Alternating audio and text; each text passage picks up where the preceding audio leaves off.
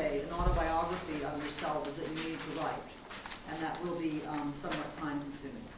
So I don't care how this comes to me, in your nice hand or as a PDF attachment to my email, but I need it by February 1st if you're serious about applying.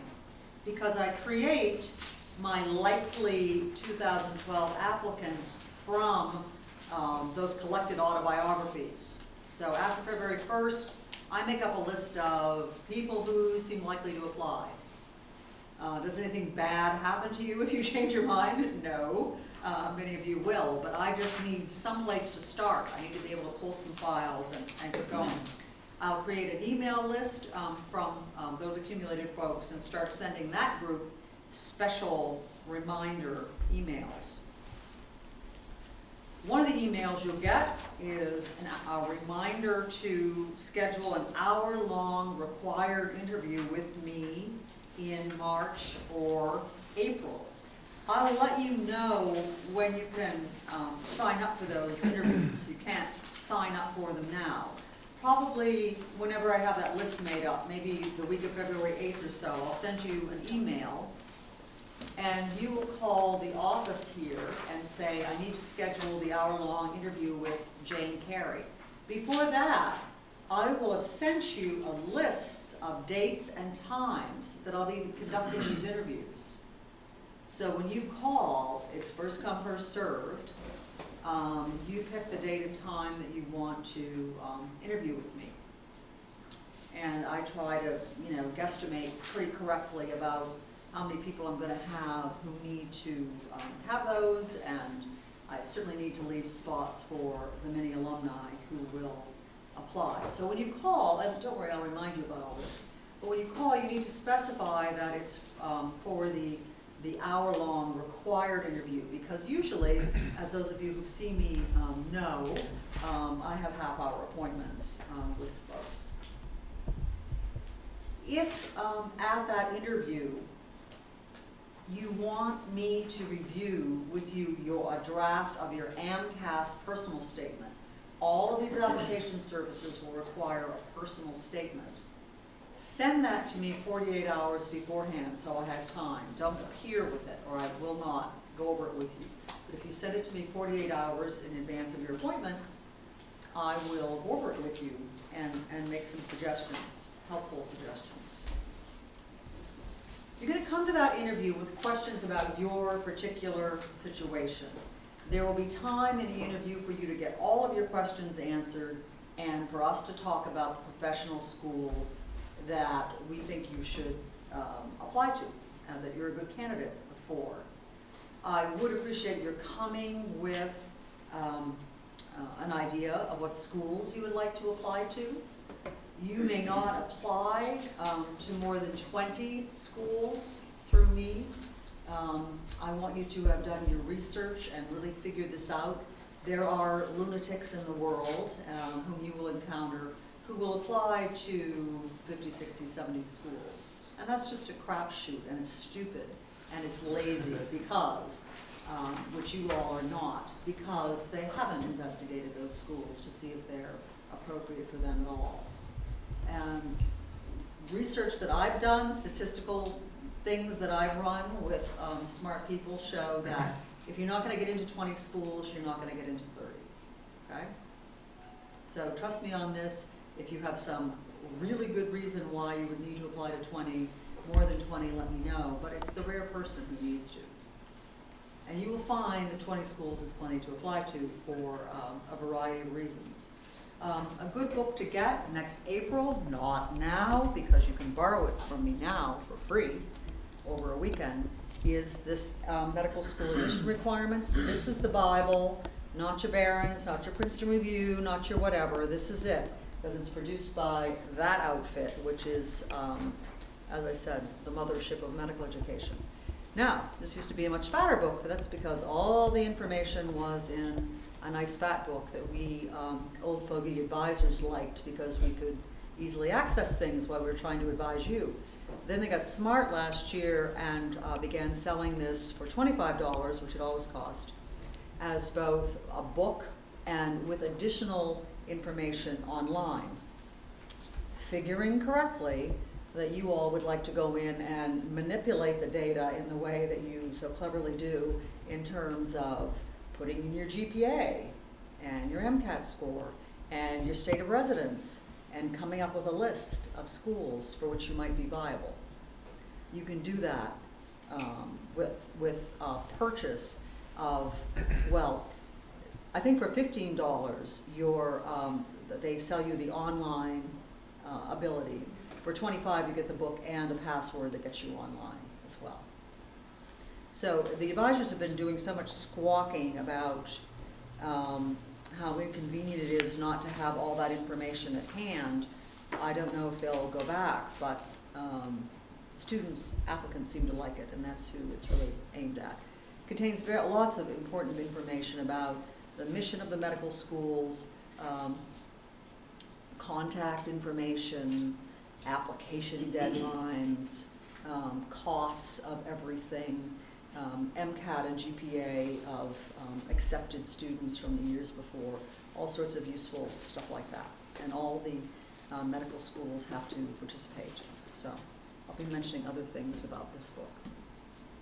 So next April I'll send out on the listserv saying, okay, the next version is ready, but don't buy this green one. This interview that you have with me, I have to call it an interview because it's an exchange of information, but it's not going to be scary at all. At the end of it, I'm going to say, you're not applying, okay?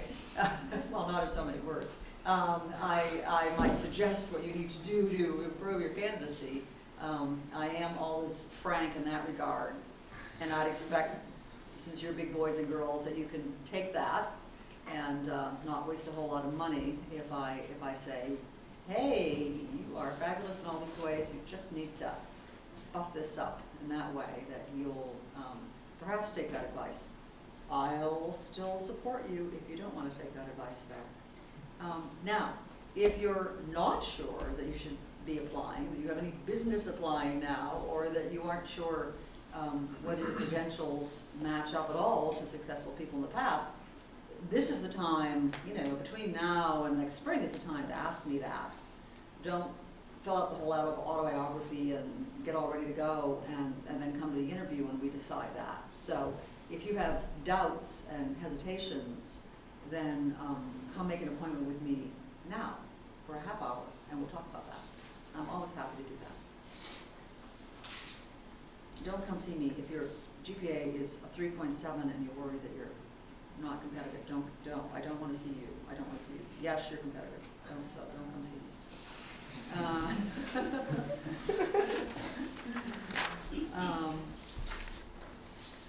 It would also be helpful if you brought to that interview or sent on ahead of time handout number 2, which you're not going to fill out in this handout form, this completed Excel spreadsheet in which you have calculated your science GPA.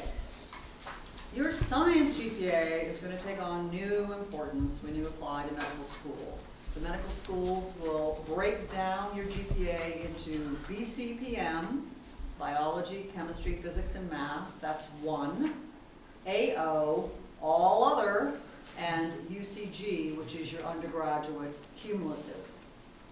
When you get your AMCAS application back and they want you to review it, you will want to have some idea as to whether they have calculated, particularly your all-important science GPA, accurately. And so that's why I don't require, but I suggest that you fill out this Excel spreadsheet. And as I said, obviously you're not going to do it in paper fashion. If you go to AMCAS, so I'm at the application on my website. If I hit AMCAS and ACOMAS and scroll down to @Williams, it talks about the calendar. There's some very helpful stuff you need to know there, some of which I'll gloss over now. You can always read it all right there. You'll see about midway down, okay, more than midway, 2/3 down. At some point, you should calculate your AMCAS GPA using this spreadsheet. This spreadsheet is this spreadsheet, okay? I'm not gonna open it, but that's where you can get it. So, if you wanna bring that to the interview completed, that would be great. I'd be happy to look at it with you. I think it's an exercise that you should go through definitely, because you don't want to be surprised when you get your AMCAS calculation back. Williams does a quirky thing that no other place I've ever worked at does, which is that different science courses, the science courses have different weight than other courses. I mean, at most institutions, at many institutions, all courses will be worth X number of credits or X number of semester hours. How many credits are Williams College courses worth? Who said that? Yay, you. 1. Each of your courses is worth 1 credit. How many credits is a vocal or instrumental music course worth? Half a credit. You'll find that's kind of wacky. If you've ever taken summer courses or you go on and do post-bac work somewhere else, you'll find the courses are routinely worth 3 or 4 credits. All of our courses are worth 1, and it says that on your transcript if you look at it. If you go right down the line, all of your courses are worth 1 credit. Credits are different. You'll be asked to fill that out on the AMCAS and these other applications. How many credits is each of your courses worth? 1. Now, what gets tricky though is semester hours. You don't have to enter the semester hours, but when you get these applications back, it will be figured for you. And that's why you want to fill out this Excel spreadsheet so you know if they've done it correctly. Your Division 1 and 2 courses are worth 3.25 semester hours. Your biology and physics lab courses are worth 4.75, and your chemistry lab courses are worth 5.25. And this is all going to be rounded up, so when you get your AMCAS application back, it's going to be 3.348, 5.3. So you can see the advantage when your GPA is being calculated of having done well in your science and math courses. So your Division 3 courses are going to be calculated differently. Okay, so it's best, even if in some cases that's a hard reality, that you know what that number is going to be. And if you get your application back and it's pretty much on the mark with your calculations, that's great. You can send it back to them saying, yep, go ahead, send it out. But about 1 in 10 times, the humans who are working at AAMC HQ do mess up the calculations. They don't give you extra credit for having taken a lab. More about this next spring when you come to the workshop I gave about filling out your AMCAS application. But, you know, knowledge is power.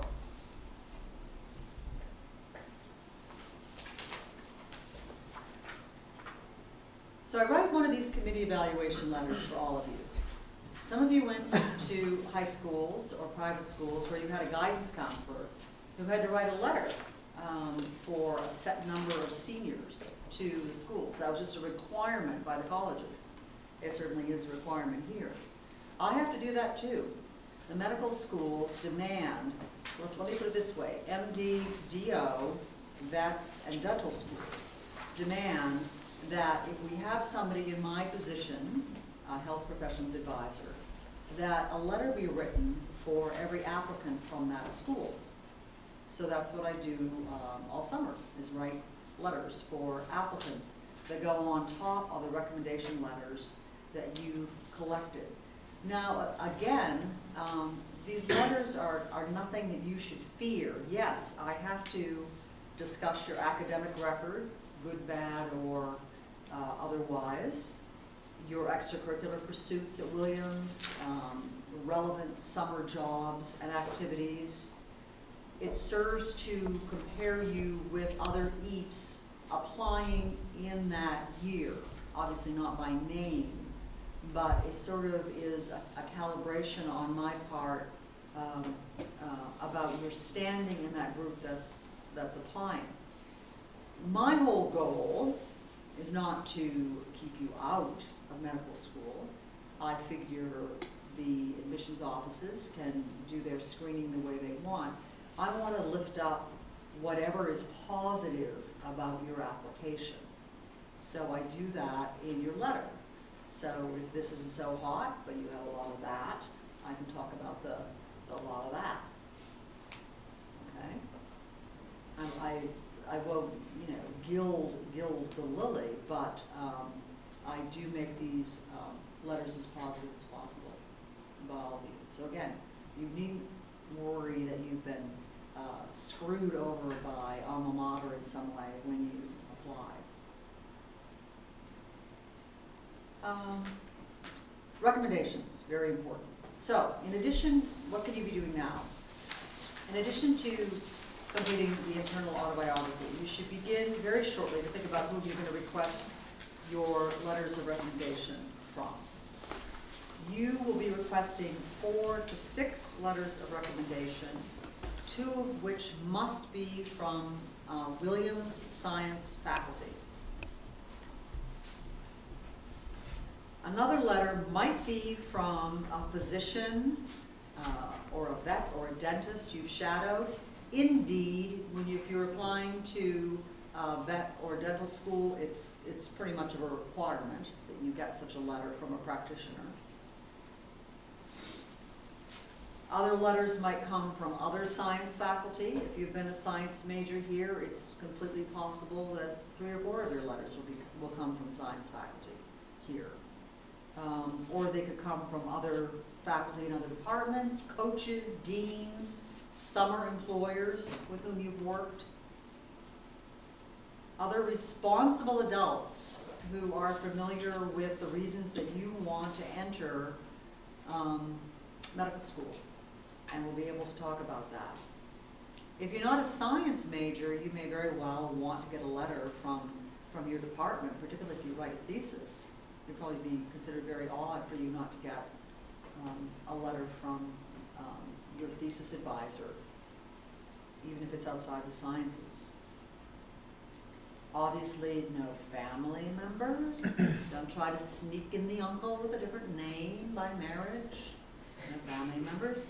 Try to avoid the neighbors who say, Stephen Meyer, I've known since he was a little tyke, and his family is so nice, and he was great with all the little hockey players in the neighborhood. What a nice guy. I'm going to say, I'll be able to say what a nice guy Stephen is. I don't need the neighbor who, you know, is buddy-buddy with his parents to do that.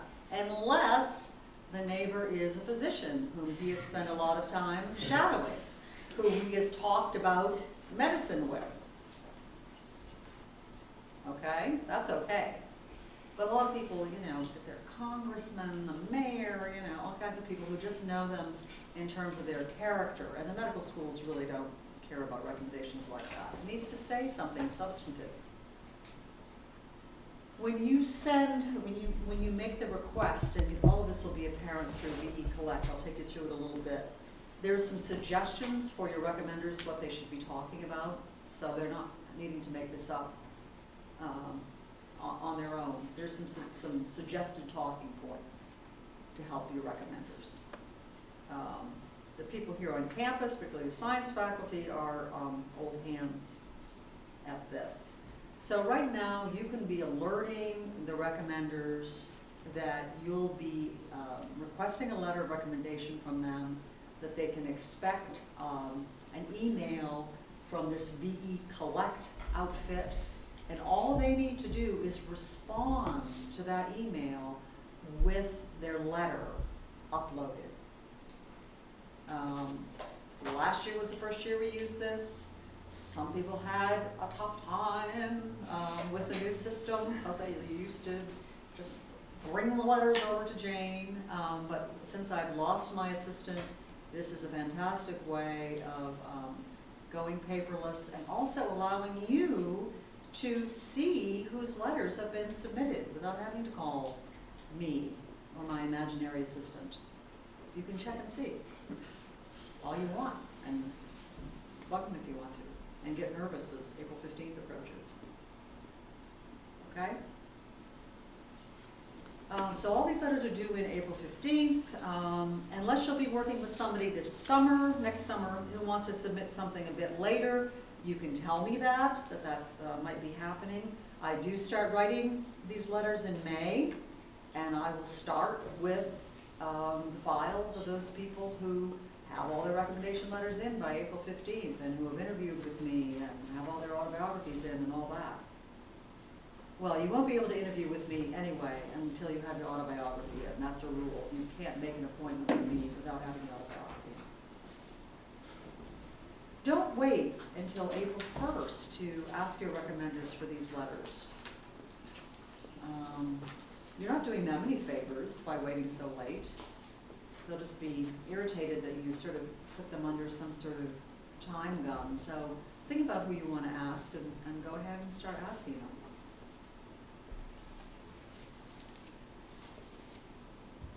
I might just take you through, let's see. Just going to show you.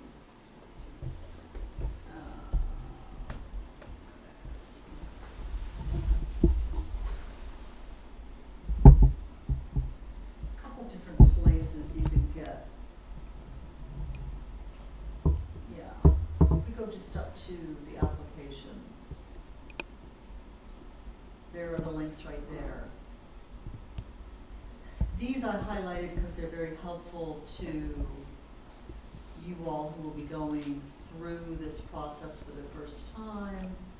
Be welcome to BE Collect. Are you an applicant? Click here to register for BE Collect Access. That's where you're going to use the secret code.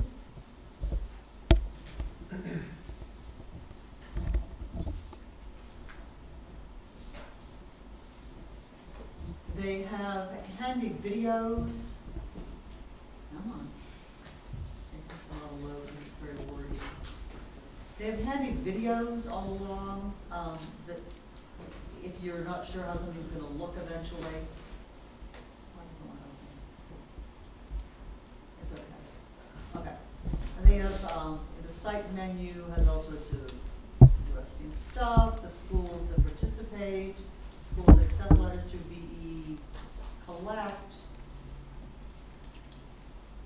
Most of this stuff could be for recommenders, could be for me. Take yourself through this PowerPoint now, the BE Collect applicant instructions, even though it says April 2010, it's very germane. So take yourself through that PowerPoint. Okay?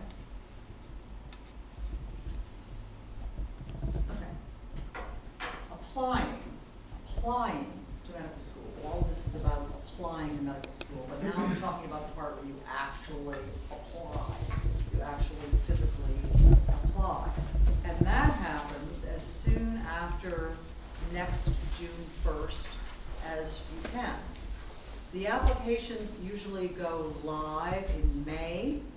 Don't go on there now and say, oh, here's an AMCAS application for 2012. Yes, that's the one that people are using now to apply for next fall. That's not the one you need. You'll need one that says 2013. And it will come live in May, and I will tell you, because I will get a message from AMCAS HQ that things have gone live, and I will let you know. And you can go in and start playing around with it. You can go in now and create a mock account for yourself and see what the application entails. You can do that. Just make sure you don't submit anything. That's perfectly fine, but you can't start working on it really for yourself until May. You can't apply until around June 1st every year, June 1st, June 2nd. They let you start submitting your application. And I do advise people to apply as soon as they can. You're going to submit all of your application information electronically through their server. and you will pay for that privilege with a credit or debit card. Last year, the AMCAS application charged $160 for the first designated school. You pay them by the schools that you apply to, which is why those applying to 30, 40, 50 schools are lunatics. $160 for the first school and $33 thereafter for schools. Okay, so ka-ching, ka-ching, that starts adding up, right? All of the 130-ish med schools, MD schools, participate in AMCAS. Only the Texas schools, minus Baylor, do not, and North Dakota. So, if you want to apply to North Dakota, you need to go directly, not physically directly there, but you need to go to their admissions office and request an application, which they will send you directly. I don't know why North Dakota doesn't want to play nicely through AMCAS, but that's okay. All of the schools will want your transcripts from other institutions. They'll want them from not all the schools, all of the application services, not all the schools. This is the good deal, people. You do not have to send transcripts to all these medical schools. As with the other common application processes that you've been through, you're sending these transcripts to AMCAS, and they will verify those before sending things on to the schools. So the medical schools are never going to see your actual transcript. None of the services will process your application until those transcripts are sitting there. And this is going to be the biggest headache for some of you who've taken classes at other schools. AMCAS wants to know about every college course you ever took, even some dumb little thing when you were a precocious and bored to tears high school senior, some course you took at the community college in town. You need to get a transcript for AMCAS. And that is something that you can start working on in May. You can download transcript request forms and send them to those schools. Okay, so it's a hassle, leave enough time. Williams, don't have to worry about sending the transcript, they're on it all the time. If you're applying though as after your second semester senior year or after your second semester junior year, you have to make sure that your transcript that's sent from Williams has your grades on it. So don't go flying over there after you complete your finals next spring and say, send my transcript to AMCAS. It has to have your grades on it. Okay, so specify that. Order a copy of your transcript yourself. You're going to be filling out your AMCAS and these other applications verbatim as the information is relayed on your transcript. Don't rely on memory. When was the semester I took the, don't. You need to write it down literally as it is, or you'll run into snags with the very literal people who do this kind of checking at AMCAS. A note about summer coursework, if any of you have done that. Even if you took something in the first of 2 summer sessions, first session, second session, they both get counted toward the fall of the next year. They both get counted on the next year. Don't say, well, the first session is closer to the spring, so I'm going to put that one with that. No. Okay, just a little quirk. All of this is well explained on the AMCAS website. They have gotten better and better over the years. Their FAQs are outstanding. There's, a 180-page booklet of helpful hints that you can download if you want to check on everything. They try to anticipate everybody's questions. The application services, so I'm skimming over the AMCAS submission piece. Because next spring, I'll be doing a workshop on submitting your AMCAS application. So you'll be coming to that if you intend to apply. There are other workshops next spring you want to attend. Writing the personal essay for these applications, you'll be wanting to come to. And also there will be one on variously called What I Would Have Done Differently,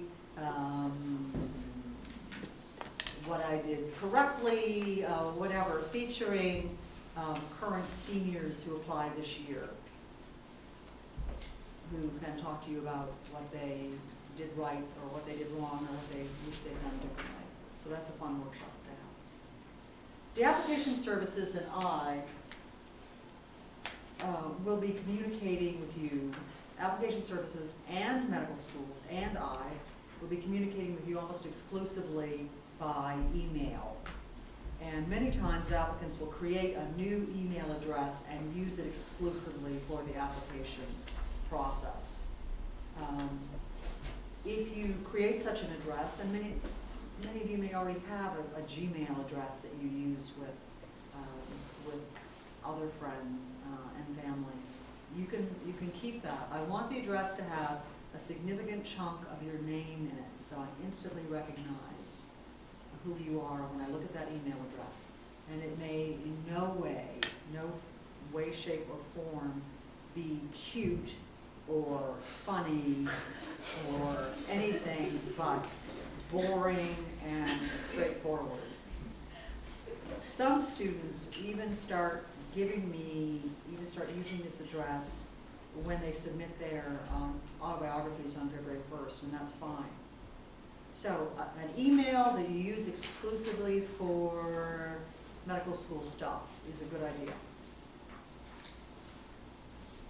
Let's assume that the electronic application submission process goes smoothly for you. You filled out your application, you've sent it in, phew, good for you.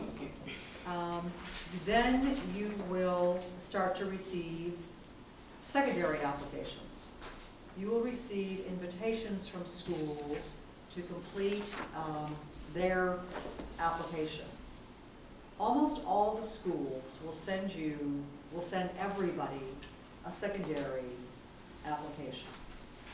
Why do they do that, do you suppose? Because they're nice? Maybe it's because they get to charge you a bunch of money when you fill out their secondary application. Oh yes. You've already sent money in for each of the schools to which you've applied, but now you get to send in even more, sort of like a lot more actually in some cases. So let's just randomly open this. I'll probably come to, Arizona, probably low. Oh no. Secondary application required? Yes. Fee? Yes, $75. So that's why you gotta think carefully about these schools that you want to apply to. Because it gets stinking expensive if you apply to a lot of them. And so just to submit their application, you need to send in that application, some of which are easy as pie, write your name and send us a check, and some have, like NYU, 4 extra essays beyond the ones that you've already written. So some call for more stamina than others. What was the point I was trying to make while I was being dramatic? You need to submit those secondaries in timely fashion. So this is what I mean by having all the elements that of the application that you have control of in by Labor Day. That should be your goal as much as possible. So you submit the primary, you'll get an email from the medical school saying, okay, now go to our site and fill out the secondary, and you're going to be trying to get those secondaries in as soon as possible. Why is all of this early application stuff necessary? She asked rhetorically. It's because you want to be compared with as few other applicants as possible. You can dilly-dally and shilly-shally and pay attention to their application deadlines, which is such a stupid thing to do. None of you are going to apply anywhere near application deadlines. You're all going to apply way earlier than that to show desire and competence. The person who looks great when they start reviewing applications in August might look just, hum-hum, so-so in October. So it's important to get your stuff in as early as possible. There is a phenomenon now And so this is a good book. Why am I holding this book? This is a good book because it tells you if the medical schools to which you're applying send a secondary to everybody. So if you know that, then you're not surprised when you get a secondary from XYZ medical school. There are some schools that screen. I think I came across one last night. Maybe it was University of Washington. UCSF in California definitely does. Yeah, University of Washington in Seattle. Secondary application required? Yes. Sent to screened applicants. So what happens if you get a secondary from the University of Washington? You know you've made some kind of cut. Somebody's actually looked at your application and decided that they should send you one. But not many schools do that. But this is a helpful book to know whether the schools you've applied to do or not. Okay? So this phenomenon is talking about, some of you will submit your AMCAS application and sort of the next day be getting requests to fill out secondary applications. How does this happen? It happens because somebody at AMCAS says, Dartmouth, she's going to apply to your school. And they say, ooh, okay, we're going to send her a note to fill out our secondary. They haven't even processed your primary. They're not going to review your whole file until they get the primary processed. But it's just a way to sort of hook you in. And it works, because you're earnest. And I told you to apply early. So it works. Where you get hung up, people, is if you are needing to take sort of a July or even later MCAT. So you're going to be good and study all summer and get that thing done, and all of a sudden you're filling out secondaries. And that seems important to do too, but you're not studying for the MCAT, which you need to do. So the whole MCAT timing thing is becomes a little tricky too. If you know what your MCAT score is before you apply, and you and I can have those two numbers in front of us when we sit down next March or April, we know what your MCAT score is, we know what your GPA is, we're going to have a lot of information to go on about the schools to which you're going to apply. If we only have your GPA, I can still work with that, but we're going to be making speculations about your MCAT result and where you might be viable based on that. Those two numbers are so important in the initial screen, I'm afraid, the GPA and the MCAT. But it's really helpful if you know them. What I recommend that people do is, if they're going to be taking, if you have to take a later in July or even August MCAT, is to apply to a couple schools back in June. Submit your AMCAS application to your state school and another one.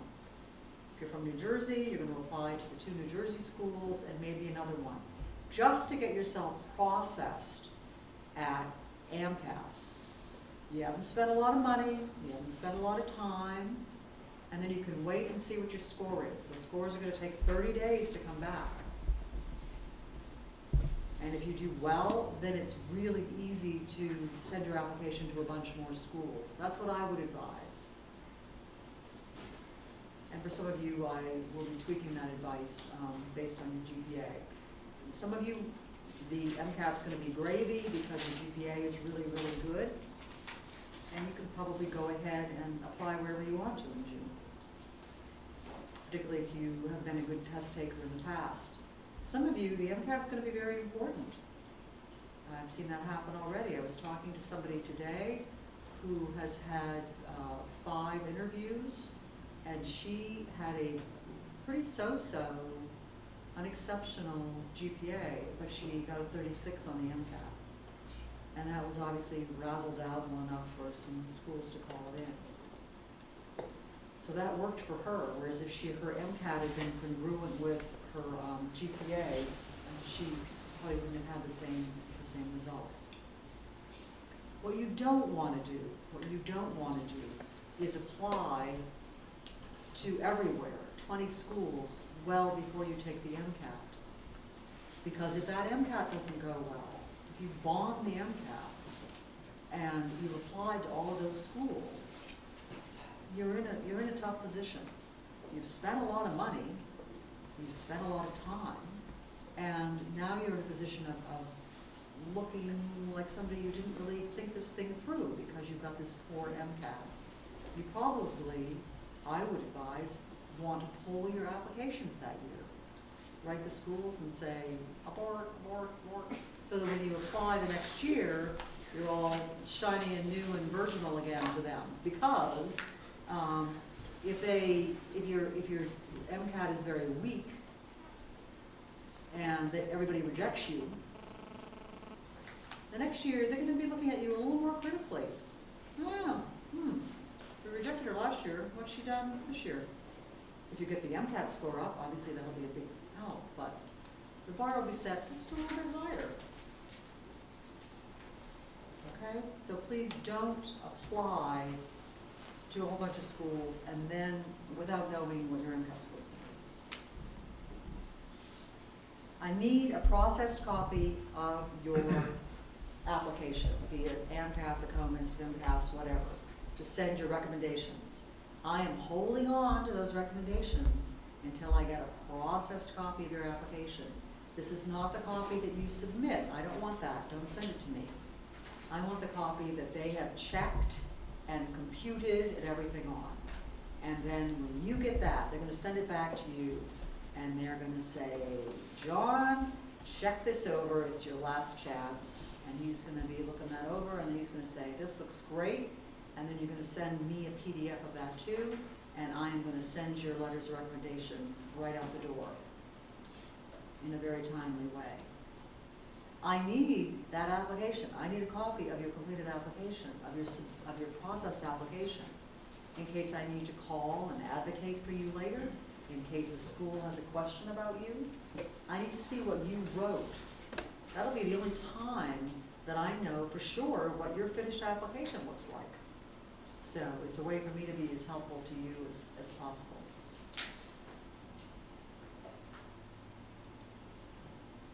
Some of you might be MDPhD applicants. For you, there is ever more work.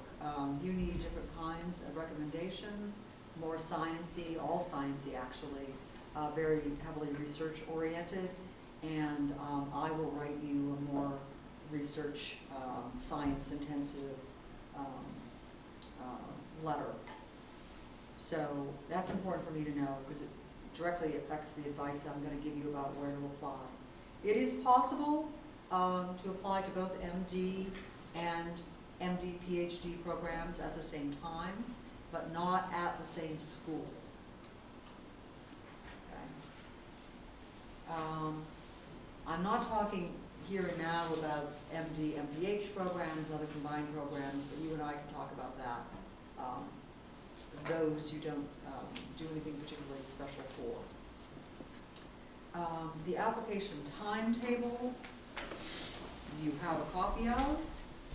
You're going to apply to medical school.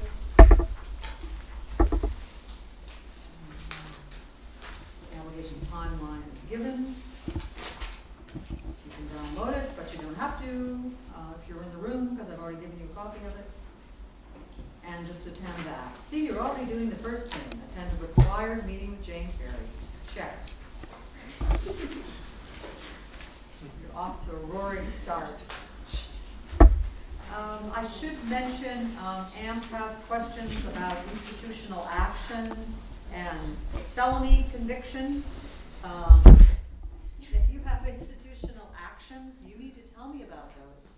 I need to talk about them in my letter. I'm obliged to, and you're obliged to disclose them to me.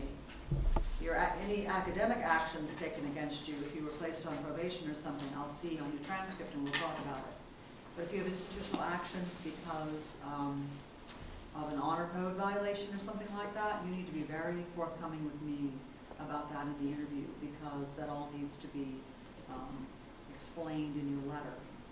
If you're asked in the MCAS application and these others, if you have felony convictions and sometimes misdemeanors, and you need to disclose those too. When you get accepted to medical school, they will do a criminal background check on you. Your acceptance will be conditional on you passing a criminal background check, and they will go way, way deep into your sordid high school past and uncover things that you've sort of forgotten about, things that you thought that that a lawyer had made go away, and other such things.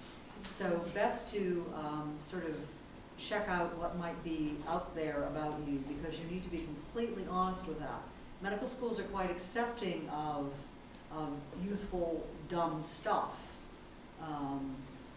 Youthful, dumb stuff not involving cocaine. And otherwise, they will want to hear from you about why you didn't disclose that initially. They will be in touch with you if they hear something through that criminal background check that you've not fessed up to.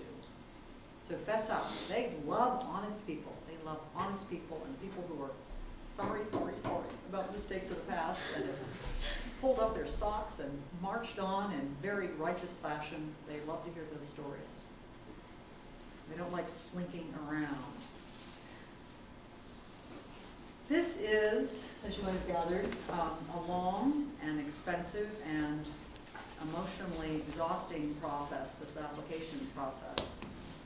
And if you apply half-heartedly against the advice of wise elders who've been doing it a long time, that advising, or without confidence, you will not succeed. And I would like you to succeed. If you sincerely want this, I would like you to get accepted. So let's all do what we need to do to make sure that that happens. Questions?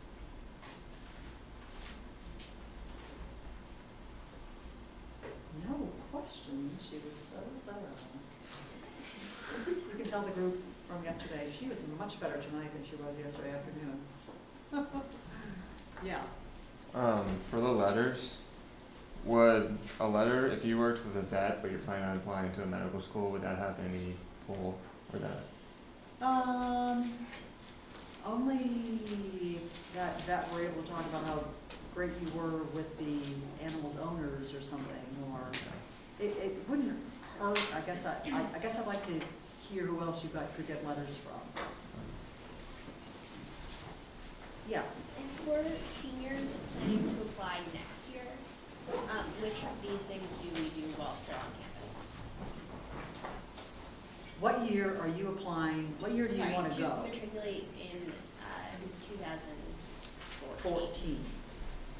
You can give recommenders, not the internal autobio, not an interview with me, although you should have a little chit chat with me before you leave, so we're up to speed about what you should be doing. You can give your recommenders heads up. And as I said, I bought these 100 places, so if you're quite sure you're going to apply within the next year, you could probably go ahead and request some letters. Ask them what they want to do. The Tom Smiths of the world has so many letters to write for next year that he will not be writing any letters for you for 2 years. He will keep you in mind, he will want to know about you, but he won't write that letter early.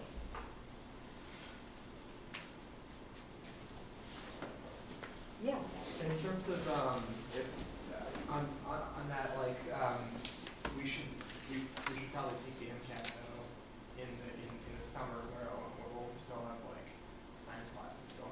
The MCAT will be good for 3 years, which meant if you took it in 2012, you would be at liberty not to apply until 2014. You'd need to apply in 2014 for 2015. Okay. And there's no kind of like specific month or anything like that we should take that by if we want to 2015 or okay. Take it when you're prepared to take it. And most of you will be prepared to take it pretty soon after you've taken the courses. What a lot of people do is take 2 years off. The biggest group I have applying this year is from the class of 2010. They make up the biggest cohort. They're taking 2 years off. Why? Because there's a lot of jobs out there that want a 2-year commitment. School, Teach for America, 2-year lab jobs. And what a lot of them do is take the MCAT at the end of the summer, after they graduate.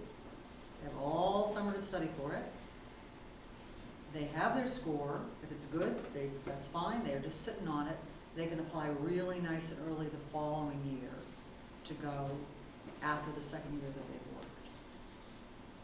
That works really well.